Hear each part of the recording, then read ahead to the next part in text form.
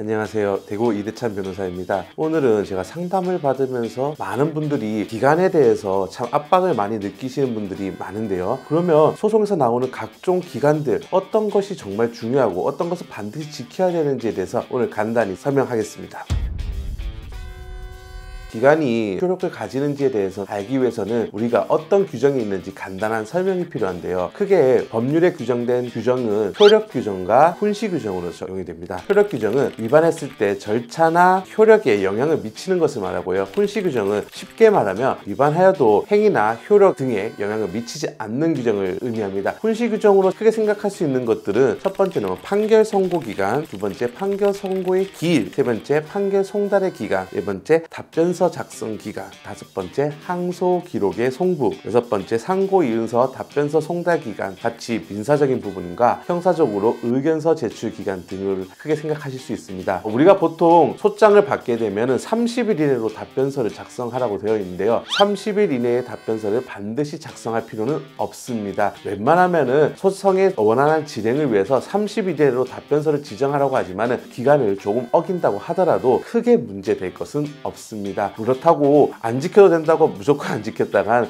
판사님한테 어떤 안 좋은 이미지를 줄 수 있기 때문에 이해를 해주셔야 되고요. 비슷한 걸로 우리가 보통 형사사건에 휘말려서 공소장을 받게 되면은 7일 이내로 의견서를 제출하라는 규정이 있는데요. 그 역시도 반드시 7일 이내로 의견서를 제출하라는 것보다는 웬만하면 판사님께서 재판을 진행할 때 모든 범행을 인정을 하는지 아니면 다투는지, 인정을 하지만 형량을 깎아달라는 거지 재판을 진행함에 있어서 어떤 방향으로 진행할 것인지 알기 위해서 7일 이내로 제출해 주시면 좋겠다라는 이런 규정을 의미하는 건데요. 그런 규정들은 훈시 규정이기 때문에 웬만하면 지키면 좋지만 반드시 지켜야 돼서 내가 하지 않아도 되는 주장을 하는 우는 범하지 않았으면 좋겠습니다.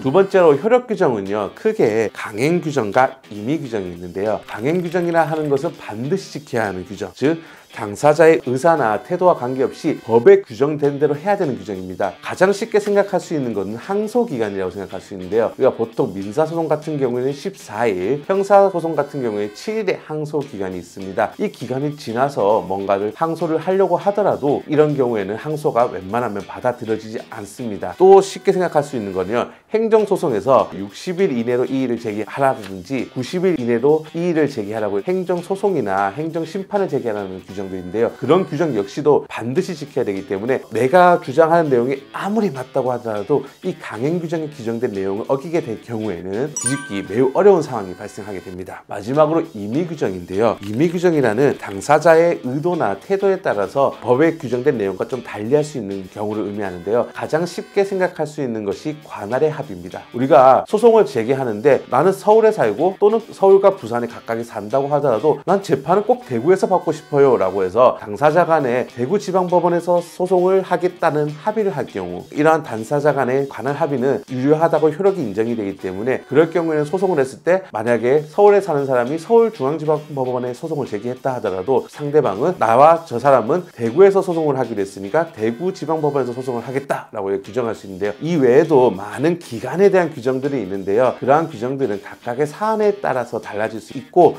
오늘 제가 설명드리는 것은 많은 분들이 물어보는 간단한 것이니까요. 혹시나 궁금한 점이 있으면 댓글이나 저에게 직접 연락을 주시면 친절히 답변을 드리겠습니다.